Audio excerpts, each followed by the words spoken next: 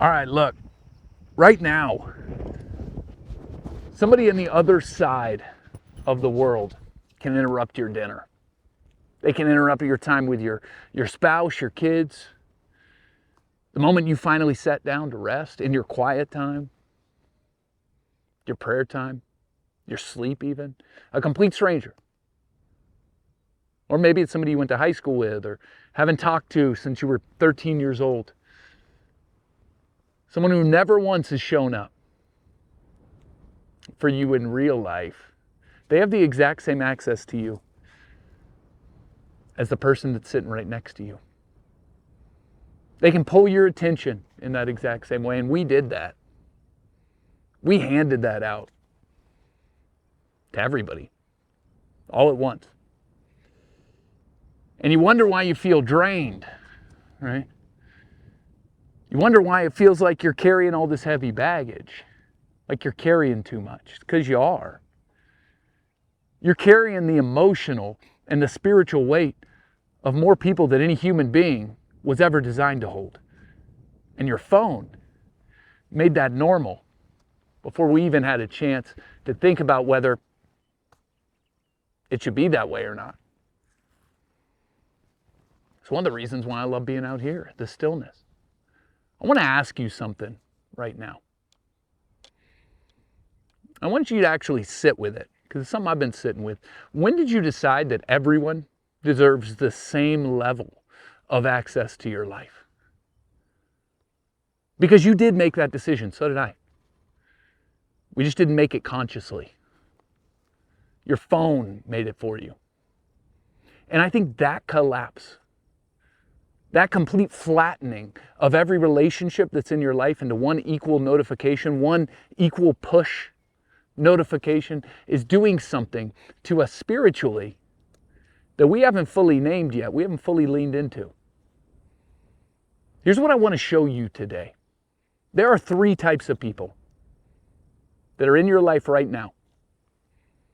And by the end of this, I'm going to name all 3 of them. And when I do, I think somebody, maybe more than one person, is going to come to mind immediately. People you've been unsure about, people that you've been carrying, people that you've been trying to figure out what to do with, where to put them in your life. But first I have to show you something about how Jesus actually structured his relationships, because there's something for us to be learned in there. So what I want to walk you through is not a self-help idea. It's not a life hack. It is literally right there in the Gospels. And once you see it, you're going to have a real hard time unseeing it. Well, before we get there, though, I want to talk to the men specifically, because I think we get hit with this in a particular way. There's something in a man that wants to hold things together. I'm that same way. We want to rescue, we want to fix, we want to carry weight. We were designed to. God put that in us. That's not a bad thing. That instinct is real and it's good. It comes from the right place too. But here's what happens when it gets disconnected from what God is actually asking you to do. It mutates. It stops being obedience and it starts being a need to be needed. Your identity starts wrapping itself up around being the strong one, the reliable one, the one who doesn't let go. And at some point you stop feeling valuable unless somebody's actually dependent on you. That's not servanthood. That is a savior complex that throws a Bible verse on top of it. That is us wanting to play God and thinking that we can solve everybody's problems. I've been there. I've held on to relationships and friendships and dynamics way past the point where God had already released them. It's because I've convinced myself that if I just showed up, if I showed up more, if I prayed more, if I worked at it a little bit longer, I could turn the tide for this person.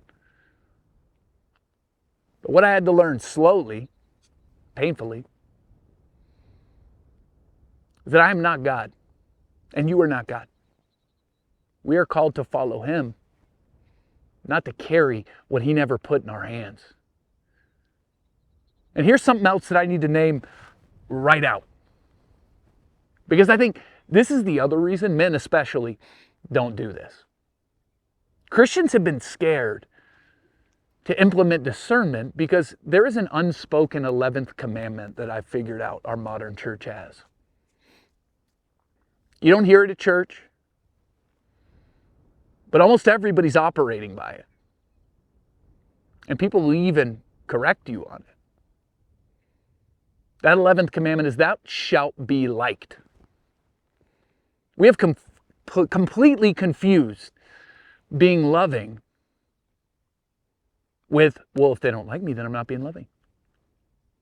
We've decided that if somebody's unhappy with a line that we drew, then the line must have been wrong.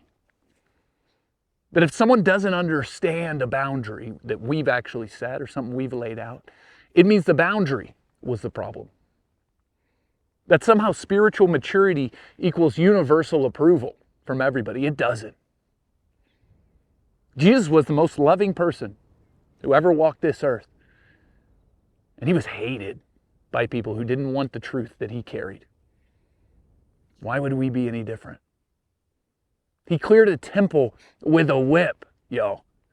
He called religious leaders a brood of vipers, whitewashed tombs. He told a rich young man something the man didn't want to hear. And then He let him walk away. He didn't chase him down. He didn't need his approval. The goal of your relationships is not to be liked. It is to be faithful. And those aren't always the same thing. They can be, but they're not always the same thing. All right, here's the framework. Look at Jesus. Look at how He actually structured His relationships. Because this is where it gets really interesting. He had crowds, thousands of people that He interacted with. He preached to them, He fed them, He healed them. He wept over all of Jerusalem. That compassion was completely real in Jesus, but He didn't give the crowds everything. Then He had the 72, right? People He trusted enough to send out ahead of Him whenever He was on mission, right? That circle's getting tighter. Then He had the 12 disciples we all know. The men He walked with every single day for 3 years. He taught them things He didn't teach the 72. He didn't teach the bigger crowds. He ate with them, traveled with them, argued with them, walked them through things, poured into them. Then inside that 12, there was a smaller group, Peter, James, and John. There were moments in Jesus' life, like the Transfiguration, the Garden of Gethsemane, where He took those 3, left the other 9 behind, said, you 3, come with me. Not because the 9 weren't called. That's the thing that I think we miss. Not because the other 9 weren't called. It's not because they weren't loved, but because there are levels of intimacy that are not available to everyone, even to everyone who's close. And then there was John, the one the Gospels called the disciple whom Jesus loved, leaning on Jesus at the Last Supper, standing at the base of the cross. The one Jesus looked at while He was dying and said, take care of my mother. John had access that even Peter and James didn't fully share. And this is the thing that I think is helpful to sit with. Jesus loved everybody, and He still had circles. He still had structure around His inner world. He still had proximity that was not available to everyone who He came into contact with, or even everybody who wanted it.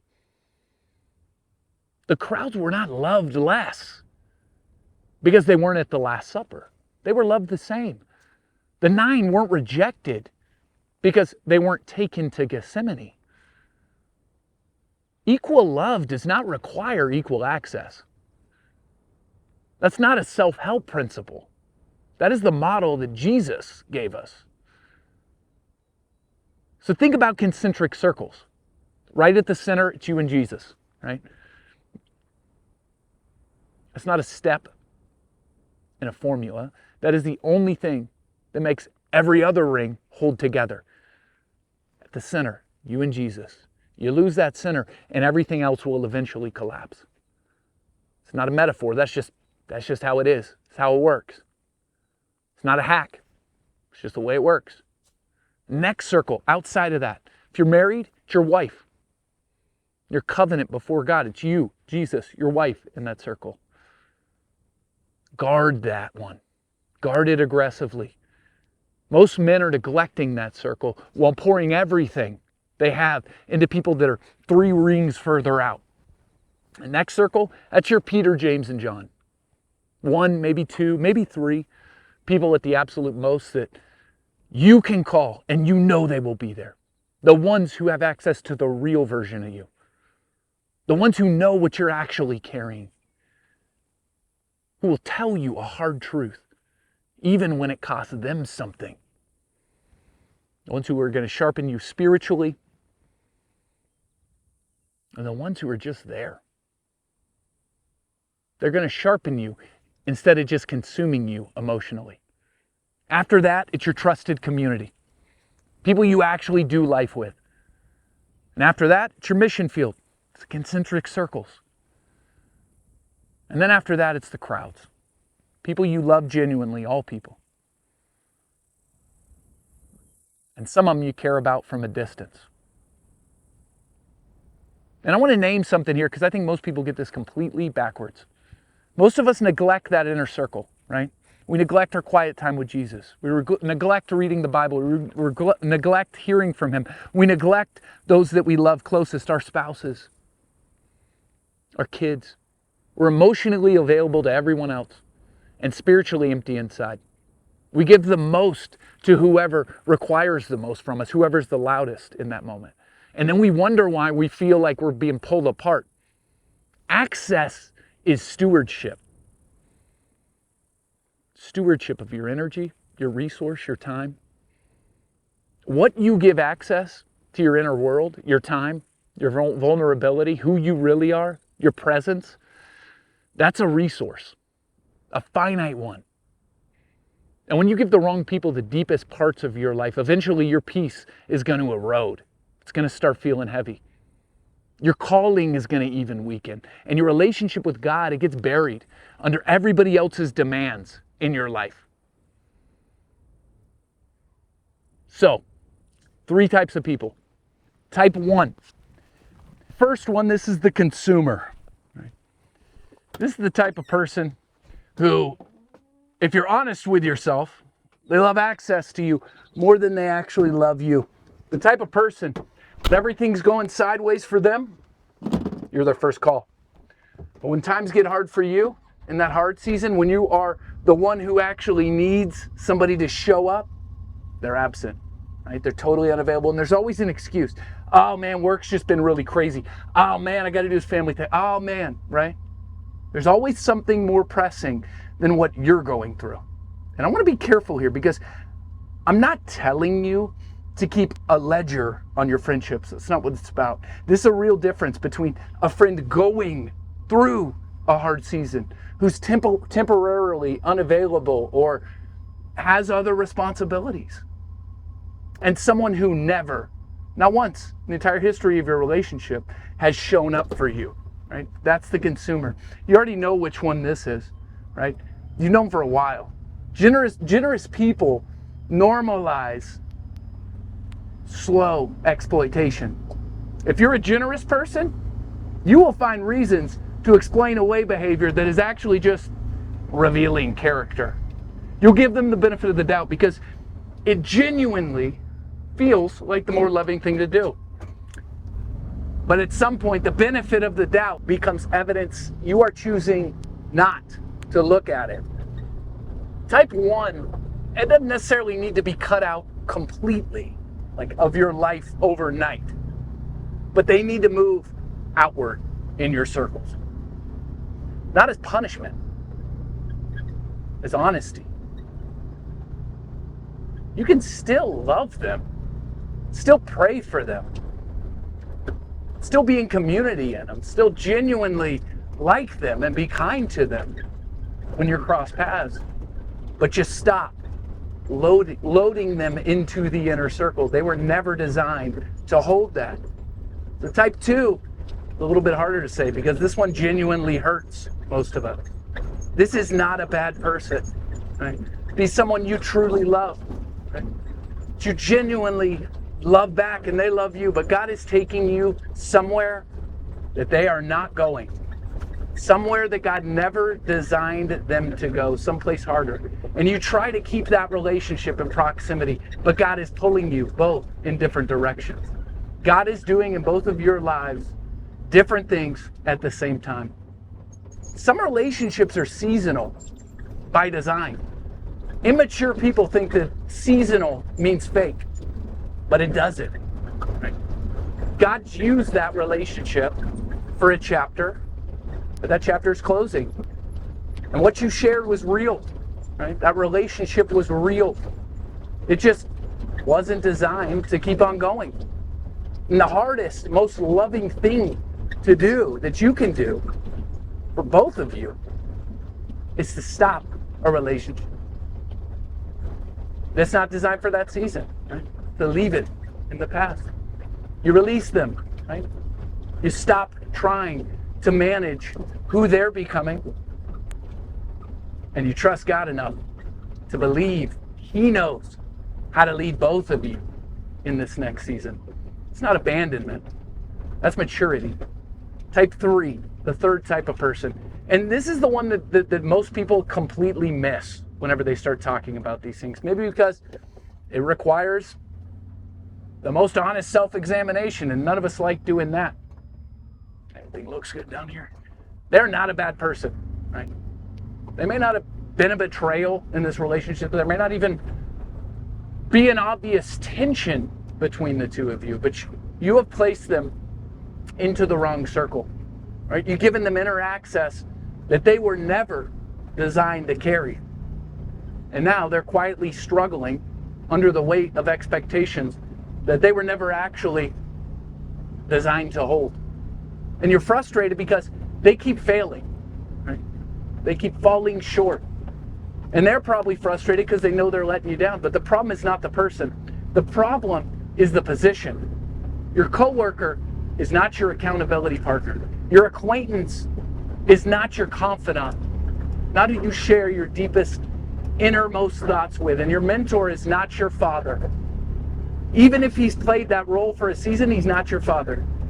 When you promote someone past what God designed them to carry in your life, even out of loyalty, even out of loneliness, even when genuinely good intentions are present, you set both of you up for complete hurt. Some people are exactly right for the right circle and quietly destructive when they're in the wrong one. And here's what I find remarkable about type 3. Some relationships come back to life the moment that you place them in the right circle. The pressure disappears. They feel better, you feel better. The frustration lifts on both sides of that equation because the assignment finally matches the relationship. All right, I need to say something before I close. And I need you to actually hear it because I know how this kind of content can lead if I'm not careful. Right? If you leave this video colder, if this has become a permission slip to harden up and pull away from people that you should be fleeting into to protect yourself, right? Becoming hurt, and you call it discernment, you miss the whole point. That's not it. That's not discernment. That is fear wearing a spiritual label. Jesus loved radically. He wept over Jerusalem. He had deep, real compassion for crowds that followed him. Just because they were in a different circle didn't mean he didn't love them, but he loved them with wisdom. He had circles. He had structure around his inner world. Not out of self-protection, not out of self-preservation, not because he needed more me time, out of faithfulness to what his Father, what God was asking him to do. He's asking you to love wisely too. Right? Love that just keeps pouring out with no order, with no discernment, no stewardship, eventually becomes something else. It becomes resentment. It becomes exhaustion. It becomes what looked like compassion, but it had no root. So it burned hot and then it burned out. The people God is moving from your inner circle right now, he has not forgotten them. He is writing a different part of their story than the one he is writing with you. That's not rejection. That is the faithfulness of God working in two directions at once. And man, is he a big God. So take this to prayer. Right? Not to your anxiety, not to the part of you that wishes you just had more alone time or a reason to pull away. Don't take it there. Take it to prayer. Ask God honestly, where are my circles disordered? Where do I need to move this person from here to there? And God, how can you use me the most? Where can I bring the most value? Who have I been trying to save because I want to save them? I want to put my butt in your seat, Lord. Ask him to redraw the line. He'll show you. He always does. And then trust him enough to act on what he shows you. Even when it looks unkind from the outside. Even when someone else gets upset because they no longer have the access that they think they deserve. Even when it costs you something. He called you to follow him, not to manage every person he puts in your path. Some of the people in your life right now, they're not a test of your loyalty. They're a test of your discernment. If this one landed today, share it. Because somebody already probably came to mind who is struggling with this very thing and just knows it just doesn't know that it's all about reordering those circles. They probably need to hear it. If you're not subscribed yet, we're out here every week working through the hard stuff with a Bible and some Wyoming dirt. And one more thing before you go. If the reason why you haven't been able to act on any of this is because of anxiety and you feel overwhelmed with anxiety, I'll put up a video maybe right here. Check it out. I think it'd be very helpful for you. Find Jesus, fight culture, and spread the good news.